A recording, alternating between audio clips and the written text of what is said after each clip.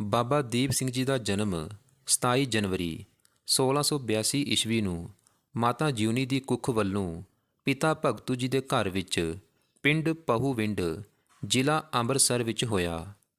ਆਪ ਜੀ ਦੇ ਮਾਤਾ ਪਿਤਾ ਨੇ ਆਪ ਜੀ ਦਾ ਨਾਮ ਦੀਪਾ ਰੱਖਿਆ। ਜਦੋਂ ਆਪ ਜੀ ਕਿਸ਼ੋਰ ਦਸ਼ਾ ਵਿੱਚ ਪਹੁੰਚੇ ਤਾਂ ਆਪ ਜੀ ਦੇ ਮਾਤਾ ਪਿਤਾ ਨੇ 1699 ਈਸਵੀ ਦੀ ਵਿਸਾਖੀ ਦੇ ਸ਼ੁਭ ਮੌਕੇ ਉੱਤੇ ਆਪ ਜੀ ਨੂੰ ਸ਼੍ਰੀ ਗੁਰੂ ਗੋਬਿੰਦ ਸਿੰਘ ਜੀ ਦੇ ਦਰਸ਼ਨਾਂ ਹੇਤੂ ਅਨੰਦਪੁਰ ਸਾਹਿਬ ਲੈ ਆਏ।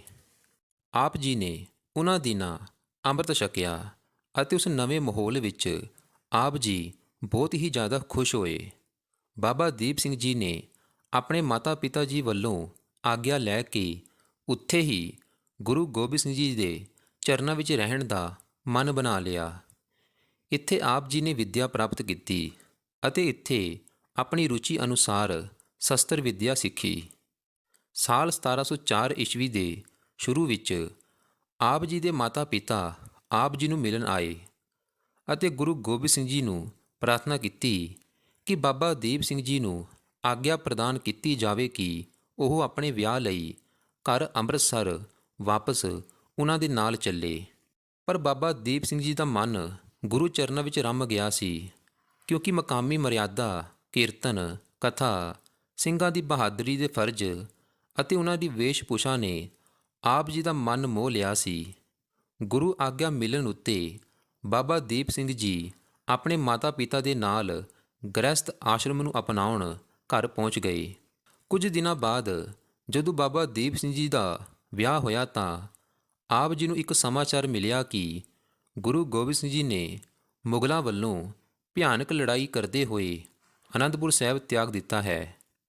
ਜਦੋਂ ਆਪ ਜੀ ਨੂੰ ਗੁਰੂ ਦੇਵ ਦੇ ਵਿਸ਼ੇ ਵਿੱਚ ਪੂਰੇ ਰੂਪ ਵੱਲੋਂ ਠੀਕ ਜਾਣਕਾਰੀ ਮਿਲੀ ਤਾਂ ਬਾਬਾ ਦੀਪ ਸਿੰਘ ਜੀ ਆਪਣੇ ਸਾਥੀਆਂ ਸਹਿਤ ਗੁਰੂ ਗੋਬਿੰਦ ਸਿੰਘ ਜੀ ਦੇ ਦਰਸ਼ਨਾਂ ਨੂੰ ਸਾਬੋ ਦੀ ਤਲਵੰਡੀ ਪਹੁੰਚੇ ਅਤੇ ਸਾਹਿਬ ਸ਼੍ਰੀ ਗੁਰੂ ਗੋਬਿੰਦ ਸਿੰਘ ਜੀ ਦੇ ਚਰਨਾਂ ਵਿੱਚ ਸਿਰ ਰੱਖ ਕੇ ਲੜਾਈ ਦੇ ਸਮੇਂ ਵਿੱਚ ਸ਼ਾਮਲ ਨਾ ਹੋਣ ਲਈ ਮਾਫੀ ਬੇਨਤੀ ਕੀਤੀ। ਇਸ ਉੱਤੇ ਗੁਰੂ ਜੀ ਨੇ ਬਾਬਾ ਦੀਪ ਸਿੰਘ ਜੀ ਨੂੰ ਆਪਣੇ ਸੀਨੇ ਵੱਲੋਂ ਲਗਾ ਕੇ ਕਿਹਾ ਕਿ ਕੋਈ ਗੱਲ ਨਹੀਂ, ਹੁਣ ਤੁਹਾਡੇ ਜਿੰਮੇ ਹੋਰ ਬਹੁਤ ਸਾਰੇ ਕਾਰਜ ਹਨ ਜੋ ਕਿ ਤੁਸੀਂ ਭਵਿੱਖ ਵਿੱਚ ਸੰਪੂਰਨ ਕਰਨੇ ਹਨ। ਸਾਲ 1709 ਈਸਵੀ ਵਿੱਚ ਬਾਬਾ ਦੀਪ ਸਿੰਘ ਜੀ ਗੁਰੂ ਆਦੇਸ਼ ਅਨੁਸਾਰ ਬਾਬਾ ਬੰਦਾ ਸਿੰਘ ਬਹਾਦਰ ਦੀ ਫੌਜ ਵਿੱਚ ਸ਼ਾਮਲ ਹੋ ਗਏ। ਸਰਹੰਦ ਫਤਿਹ ਦੇ ਸਮੇਂ ਆਪ ਜੀ ਨੇ ਵੱਧ ਚੜ੍ਹ ਕੇ ਅਗਲੀ ਪੰਕਤੀਆਂ ਵਿੱਚ ਹੋ ਕੇ ਲੜਾਈ ਵਿੱਚ ਭਾਗ ਲਿਆ। ਸਾਲ 1756 ਈਸਵੀ ਵਿੱਚ ਜਦੋਂ ਅਹਿਮਦ ਸ਼ਾਹ ਅਬਦਾਲੀ ਨੇ ਭਾਰਤ ਉੱਤੇ ਚੌਥਾ ਹਮਲਾ ਕੀਤਾ ਤਾਂ ਉਸਨੇ ਬਹੁਤ ਸਾਰੇ ਭਾਰਤੀ ਨਗਰਾਂ ਨੂੰ ਲੁੱਟਿਆ ਅਤੇ ਬਹੁਤ ਸਾਰੀ ਭਾਰਤੀ ਸੁੰਦਰ ਤੀਵੀ ਨਾਰੀਆਂ ਨੂੰ ਦਾਸੀ ਬਣਾ ਕੇ ਕਾਬਲ ਪਰਤ ਰਿਹਾ ਸੀ। ਉਦੋਂ ਬਾਬਾ ਦੀਪ ਸਿੰਘ ਜੀ ਦੀ ਸ਼ਹੀਦ ਮਿਸਲ ਦੀ ਫੌਜੀ ਟੁਕੜੀ ਨੇ ਕੁਰੂਕਸ਼ੇਤਰ ਦੇ ਕੋਲ ਪਿੱਪਲੀ ਅਤੇ ਮਾਰਕੰਡੇ ਦੇ ਦਰਿਆ ਵਿੱਚ ਛਾਪੇ ਮਾਰ ਕੇ ਗੁਰੀਲਾ ਲੜਾਈ ਦੇ ਸਹਾਰੇ ਲਗਭਗ 300 ਔਰਤਾਂ ਨੂੰ ਆਜ਼ਾਦ ਕਰਵਾ ਲਿਆ ਅਤੇ ਇਸ ਦੇ ਨਾਲ ਹੀ ਕਈ ਮੁੱਲਵਾਨ ਵਸਤੂਆਂ ਵੱਲੋਂ ਲੱਦੇ ਪਸ਼ੂਆਂ ਨੂੰ ਵੀ ਘੇਰ ਕੇ ਉੱਥੇ ਵੱਲੋਂ ਹੱਕ ਕੇ ਆਪਣੇ ਖੇਤਰ ਵਿੱਚ ਲੈ ਜਾਣ ਵਿੱਚ ਸਫਲ ਹੋ ਗਏ। ਇਸ ਤਰ੍ਹਾਂ ਬਾਬਾ ਦੀਪ ਸਿੰਘ ਜੀ ਨੇ ਲੁਟੇਰੇ ਅਬਦਾਲੀ ਦਾ ਭਾਰ ਹਲਕਾ ਕਰ ਦਿੱਤਾ। ਦੂਸਰੇ ਸਿੰਘ ਸਰਦਾਰਾਂ ਨੇ ਵੀ ਬਾਬਾ ਦੀਪ ਸਿੰਘ ਜੀ ਦੀ ਨਕਲ ਕੀਤੀ। ਉਹਨਾਂ ਨੇ ਵੀ ਵੱਖਰੇ ਖੇਤਰਾਂ ਵਿੱਚ ਜਿੱਥੇ ਉਹਨਾਂ ਨੂੰ ਸਹੂਲਤ ਸੀ ਅਬਦਾਲੀ ਦੇ ਲੁੱਟੇ ਹੋਏ ਮਾਲ ਅਤੇ ਤੀਵੀ ਨਾਰੀਆਂ ਨੂੰ ਆਜ਼ਾਦ ਕਰਾਉਣ ਲਈ ਗੁਰੀਲਾ ਲੜਾਈ ਅਭਿਆਨ ਚਲਾਉਂਦੇ ਰਹੇ। ਵਾਪਸ ਜਾਂਦੇ ਸਮੇਂ ਅਬਦਾਲੀ ਨੇ ਆਪਣੇ ਪੁੱਤਰ ਤੈਮੂਰ ਸ਼ਾਹ ਨੂੰ ਪੰਜਾਬ ਦਾ ਰਾਜਪਾਲ ਨਿਯੁਕਤ ਕਰਕੇ ਜਹਾਨ ਖਾਨ ਨੂੰ ਉਸ ਦਾ ਸੈਨਾਪਤੀ ਬਣਾਇਆ ਅਤੇ ਆਦੇਸ਼ ਦਿੱਤਾ ਕਿ ਤੁਹਾਡਾ ਮੂਲ ਲਕਸ਼ ਸਿੱਖਾਂ ਦਾ ਸਰਵਨਾਸ਼ ਕਰਨਾ ਹੈ। ਜਦੋਂ ਜਹਾਨ ਖਾਂ ਸ੍ਰੀ ਦਰਬਾਰ ਸਾਹਿਬ ਦੇ ਵੱਲ ਹਮਲਾ ਕਰਨ ਦੀਆਂ ਤਿਆਰੀਆਂ ਵਿੱਚ ਵਿਅਸਤ ਸੀ, ਉਦੋਂ ਵਿਸਾਖੀ ਦਾ ਤਿਉਹਾਰ ਆ ਗਿਆ। 13 ਅਪ੍ਰੈਲ ਸਾਲ 1757 ਈਸਵੀ ਨੂੰ ਜਦੋਂ ਖਾਲਸਾ ਆਪਣਾ ਜਨਮ ਦਿਨ ਉਤਸਵ ਮਨਾਉਣ ਸ੍ਰੀ ਦਰਬਾਰ ਸਾਹਿਬ ਇਕੱਠੇ ਹੋਣ ਲੱਗੇ, ਉਦੋਂ ਜਹਾਨ ਖਾਨ ਨੇ ਵਿਸ਼ਾਲ ਫੌਜ ਦੇ ਨਾਲ ਲਾਹੌਰ ਵੱਲੋਂ ਅੰਮ੍ਰਿਤਸਰ ਉੱਤੇ ਹਮਲਾ ਕਰ ਦਿੱਤਾ। ਇਸ ਸਮੇਂ ਸਾਰੇ ਸਿੱਖਾਂ ਦੇ ਜੱਥੇ ਵੱਖ-ਵੱਖ ਮੁਹਿੰਮਾਂ ਵਿੱਚ ਦੂਰ ਦਰਾਜ ਖੇਤਰਾਂ ਵਿੱਚ ਗਏ ਹੋਏ ਸਨ। ਇਸ ਲਈ ਜਨ ਸਧਾਰਨ ਇਸ ਹਮਲੇ ਦਾ ਮੁਕਾਬਲਾ ਨਹੀਂ ਕਰ ਸਕੇ ਅਤੇ ਬਹੁਤ ਸਾਰੇ ਸਿੱਖ ਯੋਧਾ ਮਾਰੇ ਗਏ ਅਤੇ ਕੁਝ ਸਮਾਂ ਉਪਯੁਕਤ ਨਹੀਂ ਵੇਖ ਕੇ ਬਿਖਰ ਗਏ। ਇਸ ਪ੍ਰਕਾਰ ਸ੍ਰੀ ਦਰਬਾਰ ਸਾਹਿਬ ਦੁਸ਼ਮਣ ਦੇ ਕਬਜ਼ੇ ਵਿੱਚ ਚਲਾ ਗਿਆ। ਜਹਾਨ ਖਾਨ ਨੇ ਪਵਿੱਤਰ ਸਰੋਵਰ ਵਿੱਚ ਕੂੜਾ ਸੁਟਵਾ ਦਿੱਤਾ ਅਤੇ ਗਊਆਂ ਦੀ ਹੱਤਿਆ ਕਰਕੇ ਸ੍ਰੀ ਦਰਬਾਰ ਸਾਹਿਬ ਵਿੱਚ ਰੱਖ ਦਿੱਤਾ ਗਿਆ, ਜਿਸ ਦੇ ਨਾਲ ਕੁਝ ਦਿਨਾਂ ਵਿੱਚ ਪੂਰੇ ਮਾਹੌਲ ਵਿੱਚ ਦੁਰਗੰਧ ਫੈਲ ਗਈ। ਉਸਨੇ ਕਈ ਇਮਾਰਤਾਂ ਨੂੰ ਵੀ ਢੇਰੀ ਢਾਹ ਕਰ ਦਿੱਤਾ ਅਤੇ ਚਾਰੇ ਤਰਫ ਪਹਿਰੇ ਬਿਠਾ ਦਿੱਤੇ। ਜਦੋਂ ਇਸ ਬੇਇੱਜ਼ਤੀ ਦੀ ਸੂਚਨਾ ਬਾਬਾ ਦੀਪ ਸਿੰਘ ਜੀ ਨੂੰ ਮਿਲੀ ਤਾਂ ਉਹ ਇਹ ਸੁਣ ਕੇ ਬਹੁਤ ਗੁੱਸੇ ਵਿੱਚ ਆ ਗਏ। ਗੁੱਸੇ ਵਿੱਚ ਉਹਨਾਂ ਨੇ ਨਗਾਰੇ ਉੱਤੇ ਚੋਟ ਲਗਾ ਕੇ ਲੜਾਈ ਲਈ ਤਿਆਰ ਹੋਣ ਦਾ ਆਦੇਸ਼ ਦੇ ਦਿੱਤਾ। ਤੁਰੰਤ ਸਾਰੇ ਸਾਬੋ ਦੀ ਤਲਵੰਡੀ ਨਗਰ ਦੇ ਸ਼ਰਧਾਲੂ ਨਾਗਰਿਕ ਇਕੱਠੇ ਹੋ ਗਏ। ਸਾਰੇ ਸਿੰਘਾਂ ਨੂੰ ਸੰਬੋਧਿਤ ਕਰਦੇ ਹੋਏ ਬਾਬਾ ਦੀਪ ਸਿੰਘ ਜੀ ਨੇ ਧਰਮ ਲੜਾਈ ਦਾ ਐਲਾਨ ਕਰਦੇ ਹੋਏ ਕਿਹਾ, ਸਿੰਘੋ, ਅਸੀਂ ਦਰਬਾਰ ਸਾਹਿਬ ਦੀ ਬੇਇੱਜ਼ਤੀ ਦਾ ਬਦਲਾ ਜ਼ਰੂਰ ਹੀ ਲੈਣਾ ਹੈ। ਮੌਤ ਨੂੰ ਲੋਚਣ ਲਈ ਸ਼ਹੀਦਾਂ ਦੀ ਬਰਾਤ ਚੜ੍ਹਨੀ ਹੈ। ਜਿਨ੍ਹਾਂ ਨੇ ਗੁਰੂ ਗੋਬਿੰਦ ਸਿੰਘ ਜੀ ਦੀਆਂ ਖੁਸ਼ੀਆਂ ਪ੍ਰਾਪਤ ਕਰਨੀਆਂ ਹਨ ਤਾਂ ਕੇਸਰੀ ਬਾਣੇ ਵਸਤਰ ਪਾ ਕੇ ਸ਼ਹੀਦੀ ਜਾਮ ਪੀਣ ਲਈ ਤਿਆਰ ਹੋ ਜਾਵੇ। ਬਸ ਫੇਰ ਕੀ ਸੀ, ਸਿੰਘਾਂ ਨੇ ਉੱਚੀ ਆਵਾਜ਼ ਵਿੱਚ ਜਗਾਰੇ ਲਗਾ ਕੇ ਪ੍ਰਵਾਨਗੀ ਦੇ ਦਿੱਤੀ। ਬਾਬਾ ਦੀਪ ਸਿੰਘ ਜੀ ਦਾ ਆਦੇਸ਼ ਪਿੰਡ-ਪਿੰਡ ਪਹੁੰਚਾਇਆ ਗਿਆ, ਜਿਹਦੇ ਨਾਲ ਚਾਰੇ ਦਿਸ਼ਾਵਾਂ ਵੱਲੋਂ ਸਿੰਘ ਅਸਤਰ ਸ਼ਸਤਰ ਲੈ ਕੇ ਇਕੱਠੇ ਹੋ ਗਏ। ਚੱਲਣ ਤੋਂ ਪਹਿਲਾਂ ਬਾਬਾ ਦੀਪ ਸਿੰਘ ਜੀ ਨੇ ਸਾਰੇ ਸਿੰਘਾਂ ਦੇ ਸਾਹਮਣੇ ਆਪਣੇ ਖੰਡੇ ਦੁਆਰਾ ਤਲਵਾਰ ਵੱਲੋਂ ਧਰਤੀ ਉੱਤੇ ਰੇਖਾ ਖਿੱਚੀ ਅਤੇ ਲਲਕਾਰ ਕੇ ਕਹਿਣ ਲੱਗੇ, ਸਾਡੇ ਨਾਲ ਕੇਵਲ ਉਹੀ ਚੱਲਣ ਜੋ ਮੌਤ ਅਤੇ ਫਤਿਹ ਵਿੱਚੋਂ ਕਿਸੇ ਇੱਕ ਦੀ ਕਾਮਨਾ ਕਰਦੇ ਹਨ। ਜੇਕਰ ਅਸੀਂ ਆਪਣੇ ਗੁਰੂ ਧਾਮ ਨੂੰ ਆਜ਼ਾਦ ਨਹੀਂ ਕਰਵਾ ਪਾਏ ਤਾਂ ਉਹੀ ਰਣਕਸ਼ੇਤਰ ਵਿੱਚ ਵੀਰਗਤੀ ਪ੍ਰਾਪਤ ਕਰਾਂਗੇ।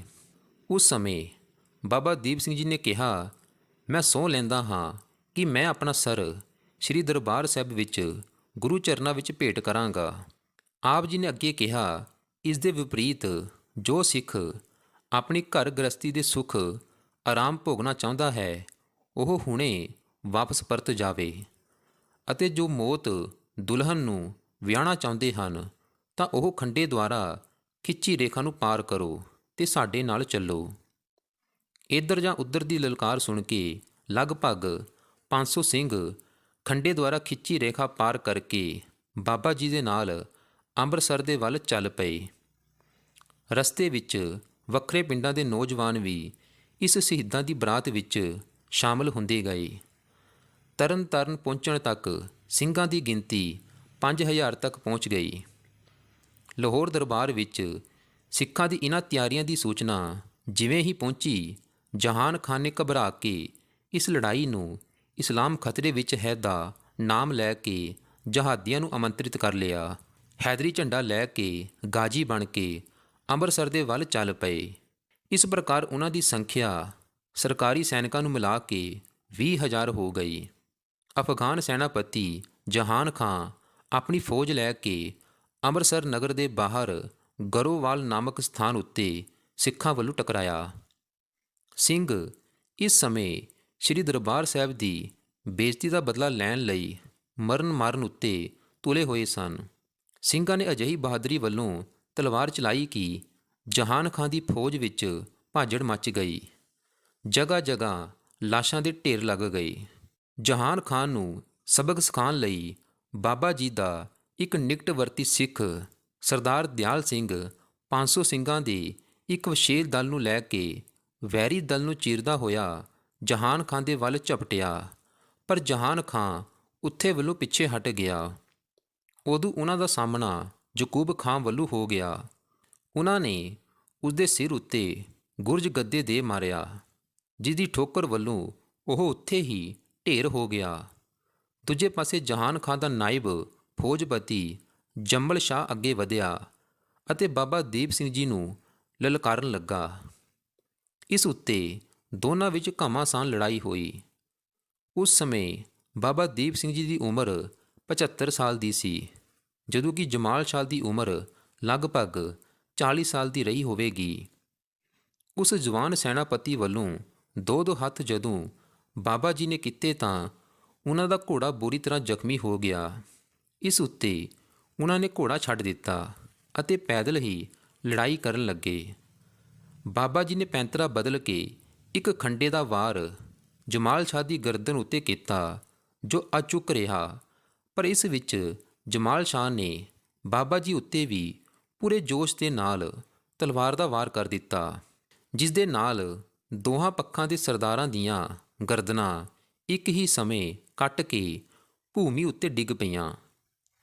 ਦੋਨਾਂ ਪੱਖਾਂ ਦੀ ਸੈਨਾਵਾਂ ਇਹ ਅਨੋਖਾ ਕ੍ਰਿਸ਼ਮਾ ਵੇਖ ਕੇ ਹੈਰਾਨੀ ਵਿੱਚ ਪੈ ਗਈਆਂ ਕਿ ਉਦੋਂ ਨਜ਼ਦੀਕ ਖੜੇ ਸਰਦਾਰ ਦਿਆਲ ਸਿੰਘ ਜੀ ਨੇ ਬਾਬਾ ਜੀ ਨੂੰ ਉੱਚੇ ਆਵਾਜ਼ ਵਿੱਚ ਚੀਖ ਕੇ ਕਿਹਾ, ਬਾਬਾ ਜੀ, ਤੁਸੀਂ ਤਾਂ ਰਣ ਭੂਮੀ ਵਿੱਚ ਚਲਦੇ ਸਮੇਂ ਦਾਅਵਾ ਕੀਤਾ ਸੀ ਕਿ ਮੈਂ ਆਪਣਾ ਸਰ ਸ੍ਰੀ ਦਰਬਾਰ ਸਾਹਿਬ ਵਿੱਚ ਗੁਰੂ ਚਰਨਾਂ ਵਿੱਚ ਭੇਟ ਕਰਾਂਗਾ।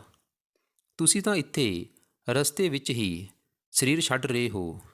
ਜਿਵੇਂ ਹੀ ਇਹ ਸ਼ਬਦ ਮੋਇਆ ਬਾਬਾ ਦੀਪ ਸਿੰਘ ਜੀ ਦੇ ਕੰਨਾਂ ਵਿੱਚ ਪਏ, ਆਪ ਜੀ ਉਸੀ ਪਲ ਉੱਠ ਖੜੇ ਹੋਏ ਅਤੇ ਆਪ ਜੀ ਨੇ ਕਿਹਾ, ਸਿੱਖ ਦੇ ਦੁਆਰਾ ਪਵਿੱਤਰ ਹਿਰਦੇ ਵੱਲੋਂ ਕੀਤੀ ਗਈ ਅਰਦਾਸ ਵਿਅਰਥ ਨਹੀਂ ਜਾ ਸਕਦੀ। ਅਤੇ ਉਹਨਾਂ ਨੇ ਆਤਮ ਬਲ ਵੱਲੋਂ ਫੇਰ ਆਪਣਾ ਖੰਡਾ ਅਤੇ ਕਟਿਆ ਹੋਇਆ ਸਿਰ ਉਠਾ ਲਿਆ।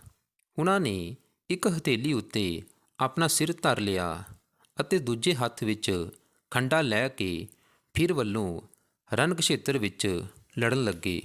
ਜਦੋਂ ਵੈਰੀ ਪੱਖ ਦੇ ਸਿਪਾਹੀਆਂ ਨੇ ਮੋਇਆ ਬਾਬਾ ਜੀ ਨੂੰ ਸਿਰ ਹਥੇਲੀ ਉੱਤੇ ਲੈ ਕੇ ਰਣ ਭੂਮੀ ਵਿੱਚ ਜੂਝਦੇ ਹੋਏ ਵੇਖਿਆ ਤਾਂ ਉਹ ਭੈਭੀਤ ਹੋ ਕੇ ਅਲੀ ਅਲੀ ਤੋਬਾ ਤੋਬਾ ਕਹਿੰਦੇ ਹੋਏ ਰਣ ਖੇਤਰ ਵੱਲੋਂ ਭੱਜਣ ਲੱਗੇ ਅਤੇ ਕਹਿਣ ਲੱਗੇ ਕਿ ਅਸੀਂ ਜਿੰਦੇ ਲੋਕਾਂ ਨੂੰ ਤਾਂ ਲੜਦੇ ਹੋਏ ਵੇਖਿਆ ਹੈ, ਪਰ ਸਿੱਖ ਤਾਂ ਮਰ ਕੇ ਵੀ ਲੜਦੇ ਹਨ।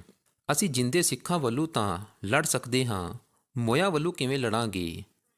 ਇਹ ਅਨੋਖੇ ਆਤਮ ਬਲ ਦਾ ਕੌਤਕ ਵੇਖ ਕੇ ਸਿੱਖਾਂ ਦਾ ਮਨੋਬਲ ਵੱਧਦਾ ਹੀ ਗਿਆ। ਉਹ ਵੈਰੀ ਫੌਜ ਉੱਤੇ ਦ੍ਰਿੜ ਨਿਸ਼ਚੇ ਨੂੰ ਲੈ ਕੇ ਟੁੱਟ ਪਏ।